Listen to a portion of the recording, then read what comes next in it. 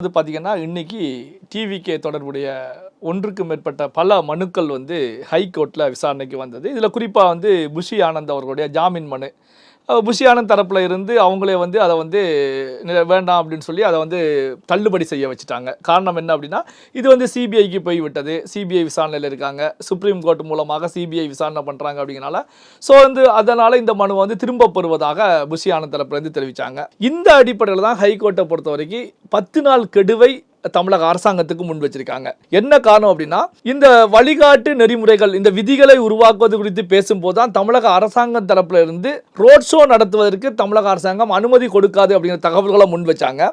அப்படி முன்வைக்கும் போது தான் நீதிமன்றத்தை பொறுத்த வரைக்கும் அப்படி முன்வைக்கிறீங்க அப்படின்னா இது வந்து ஒரு ஜனநாயகத்துக்கு எதிரானதா, ஏன்னா இந்த பிரச்சாரங்கள் போன்றவர்கள் ஈடுபடுவதற்கு என்ன ஒரு வழிகாட்டு நெறிமுறைகள் நீங்க உருவாக்கி இருக்கீங்க, அப்ப இம்மிடியட்டா 10 நாட்களுக்குள்ளார ஸோ அந்த வழிகாட்டு நெறிமுறைகளை நீங்க உருவாக்கணும் அப்படின்னு சொல்லி ஒரு கால கெடுவை வந்து நீதிமன்றம் தெரிவிச்சிருக்காங்க. இதுல கவனிக்கப்பட வேண்டிய விஷயம் என்ன அப்படின்னா, இந்த 10 நாட்களுக்குள்ளார இந்த பிரச்சாரங்கள், ரோட் ஷோ போன்ற நிகழ்வுகள் குறித்து விதிமுறைகளை ஒரு கைட்லைன்ஸை நீங்க உருவாக்கலைன்னா நாங்களே வந்து டெம்பரவரியாக நீதிமன்றமே அந்த வழிகாட்டுதல்கள், நெறிமுறைகள், கைட்லைன்ஸை டெம்பரவரியாக நாங்களே அனௌன்ஸ் பண்ணுவோம் அப்படின்னு சொல்லி தெரிவிச்சிருக்காங்க. அப்போ வந்து பாத்தீங்க அப்படின்னா, இந்த கரூர் இன்சிடென்ட் நடந்து மாதங்களை தாண்டிய நிலையிலையும், ஏன்னா இந்த இன்சிடென்ட் நடந்த உடனே தமிழக முதலமைச்சர் தெரிவிச்சாங்க, சோ வந்து ஒரு நாங்க வழிகாட்டு நெறிமுறைகளை உருவாக்க போறோம், அதுக்கு டீமை ஃபார்ம் பண்ணிட்டோம், நாங்க அதை பண்ணிட்டோம், இதை பண்ணிட்டோம் அப்படின்னு தெரிவித்தாலும் ஆனா இன்னமும் நடைமுறைக்கு கொண்டு வரப்படல. அப்போ வந்து பாத்தீங்கன்னா நீதிமன்றமே இப்ப தெரிவிச்சிட்டாங்க. இதற்கான காரணம் தேர்தல் நெருங்கிக்கிட்டே இருக்குது.